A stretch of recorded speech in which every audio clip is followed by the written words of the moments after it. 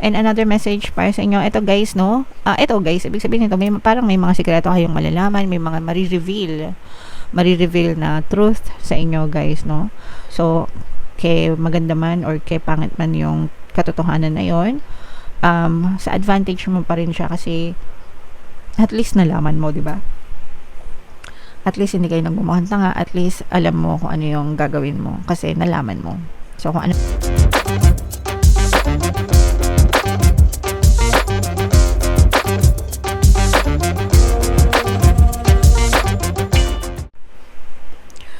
Hello guys, hello Sagittarius, welcome back to Pinay Pixie Tarot. Ang pamagat ng episode natin for tonight is messages from the universe para ngayong February to March para sa Sagittarius, Sun, Moon, Rising sign and Venus. Unahin natin tong deck na to mga kapiksi, kung ano lang yung makaresonate sa inyo, take that message.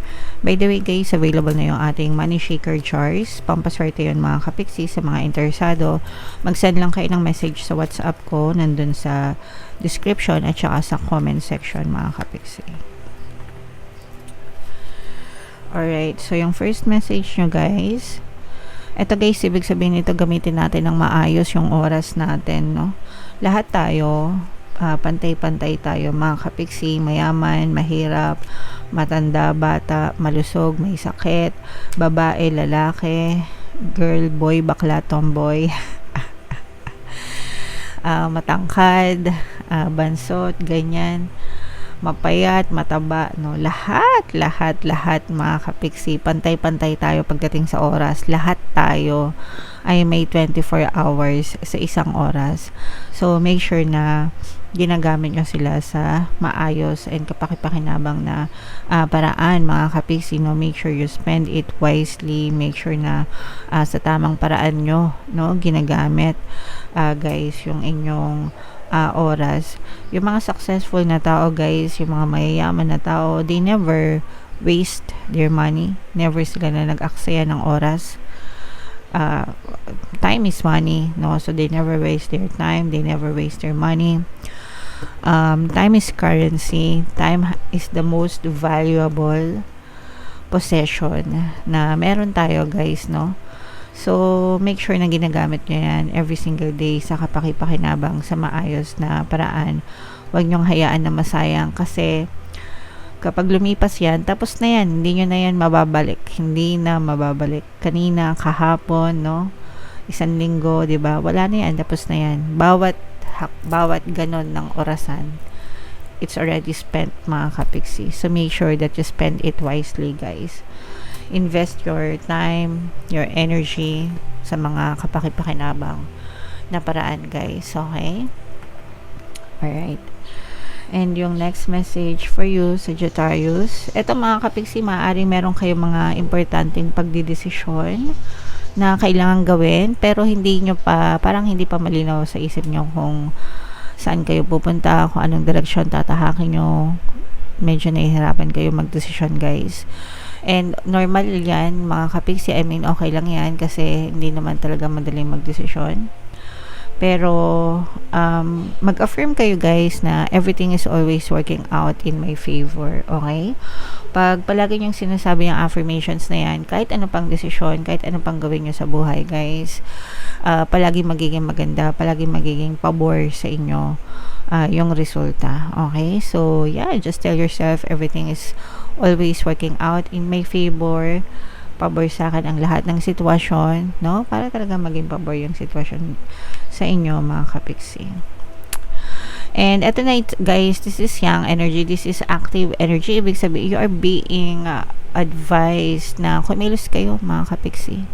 Kumilos guys, no? Kasi kahit na anong alam nyo sa buhay, kahit na matalino kayo, marami kayong alam, marami kayong plano, kung hindi naman kayo kumikilos, wala din kayong makikitang resulta, no? It's your effort, it's your actions that bring result guys, no?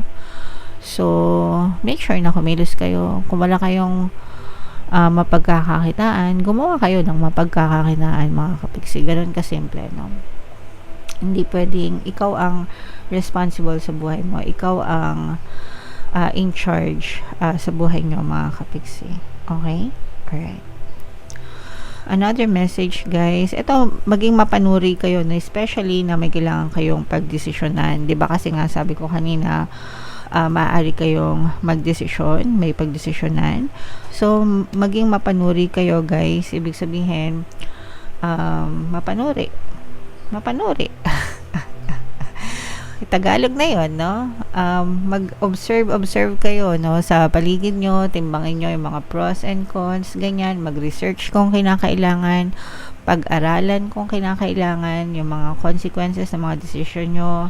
You have to consider those, yung mga affected, no? Affected region, affected people. Sa mga desisyon nyo, kailangan nyo rin silang i-consider, mga kapiksi. Okay? So, maging mapanuri sa inyong mga pagdidesisyon, guys. And, eto naman, guys, eto, maganda to. Peace, kapayapaan, no? So, for some of you, maaari kayo magkaroon ng peace of mind, kapayapaan, nagiging maganda, tahimik yung inyong energy, mga kapiksi. So, ibig sabihin, wala kayong masyadong pinoproblema, guys, no? And, maganda yan kasi ibig sabihin, pag peaceful, payapa, walang problema, edi happy. Sana all happy, di ba? Sana all payapa. Pero tayo ang gumawa ng kapayapaan natin, guys. Kailangan talaga, importante yung pagkakaroon ng kapayapaan kasi mas madali kayo makakapag-manifest, guys. Kapag hindi kayo worried, kapag hindi kayo stress. So, if you are trying to manifest things in your life, kailangan iwasan nyo talaga yung stress, guys, no? Kailangan kalmado, payapa. So, if medyo stress kayo, guys, pwede nyo pakinggan yung Tagalog guided meditation natin, mabawala ng stress and anxiety. So, makakatulong yan sa inyo, guys, para talagang kumalma yung nervous system nyo, no? Yeah, so, and another message para sa inyo, ito, guys, no? Ito, guys, ibig sabihin nito, parang may mga sikreto kayong malalaman, may mga marireveal na truth sa inyo, guys, no? So, kay maganda man or kay pangit man yung katotohanan na yon, sa advantage mo pa rin siya kasi at least nalaman mo, di ba? At least hindi kayo nagmumukhang tanga, at least alam mo kung ano yung gagawin mo kasi nalaman mo. So, kung ano man yung sikreto na yan, kayo na lang yung nakakaalam niyan, mga kapiksi. Alright? Okay, so yeah, comment down below, guys, if feeling nyo naka-resonate. Ito, guys, i-mind nyo na tong mga kapayapaan na to, peace of mind, peace of life. Yeah. So, bubunod tayo ng additional message dito, guys. Habang sinashuffle ko to, panoorin nyo muna yung video natin regarding sa ating paano mag-manifest ng abundance video course. Kapiksi, sawa ka na ba sa mga struggles at hirap sa buhay mo? Masipag ka ba at masikap sa buhay ngunit hindi ka pa rin umaasenso? Ilang beses ka na bang nag-attempt mag-negosyo at mag-invest pero palagi ka pa rin nalulugi? Sa pagkakataon na ito ay maaaring may subconscious beliefs ka na nagiging balakid sa iyong pag-unlad at pagyaman. Introducing, paano mag-manifest ng abundance video course. Dito ay matututunan mong ma-overcome ang mga balakid mo para tuluyan ka ng umunlad, umasenso, sumagana, maging matagumpay, successful at maswerte sa iyong kabuhayan, pera, trabaho, negosyo, salapi at kaperahan ng bonggang-bongga. Dali, mag-send na ng email sa pinoypixie@gmail.com at simulan na ang iyong pagyaman ngayon. Alright, so sa lahat ng gusto mag-avail ng course, guys, mayroon tayong paano mag-manifest ng abundance video course, paano mawala ang third party at magkaroon ng harmonious na relationship, paano pabalikin si ex or vice breakup. Sa mga interesado, guys, mag-send lang kayo ng email sa pinoypixie@gmail.com. And sa mga naghahanap ng pampaswerte, lucky charms, bracelet, at saka yung money shaker jars natin, guys, may makita kayong link sa description. Sa comment section, yung WhatsApp number natin, mga kapiksi, mag-chat lang kayo.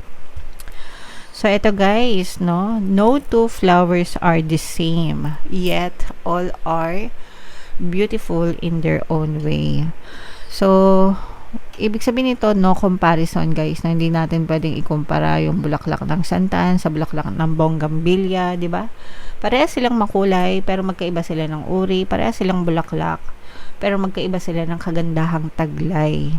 But both of them are beautiful, mga kapiksi. So, lahat tayo, ibig sabihin nito, lahat tayo, guys, ay may kanya-kanyang katangian, may kanya-kanyang kagandahan. We all have our own strengths.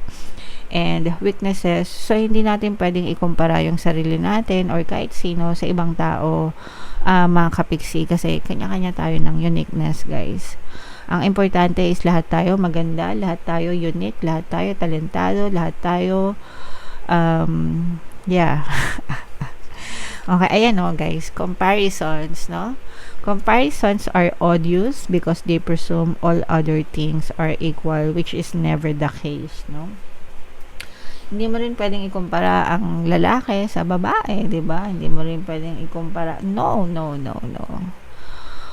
No one is greater than the other one. No one is above the other one. Lahat tayo pantay-pantay, lahat tayo equal, mga kapiksi, lahat tayo maganda. We are all beautiful in our own ways. You are unique the way you are. Yeah, so yun yung message, mga kapiksi. So wag nyong guys, kasi yung iba bumababa yung self-confidence nila. Nawawalan sila ng tiwala sa sarili nila kapag meron silang nakita na somebody na mas magaling, mas maganda, mas sexy, mas maputi. Wag mo ikumpara yung sarili mo doon, no? You compare yourself to your old version. Yung old version mo, mga kapiksi, yun lang yung pwede mong ikumpara, di ba? Ikumpara mo yung sarili mo sa sarili mo ng isang taon, di ba? What have you done to yourself? Anong ginawa mo sa sarili mo, di ba? Ikaw lang yung responsible niyan kung inaalagaan mo yung sarili mo, mga kapiksi, or hindi, di ba? So it's all about taking care of yourself because you love yourself, di ba? So importante talaga na inaalagaan yung sarili. But don't you ever compare yourself to other people because that will never be the case, mga kapiksi. Okay? Alright, so comment down below, guys, if naintindihan nyo, and i-mind nyo na yan sa comment section, mga kapiksi. Ito yung ating 2026 kapalaran, guys. Ito yung ating success stories ng paano mag-manifest ng abundance video course. Money Shaker Jar, guys, panoorin nyo. Thank you for liking, sharing, and subscribing. See you next time. I love you all. Have a nice day. Bye-bye.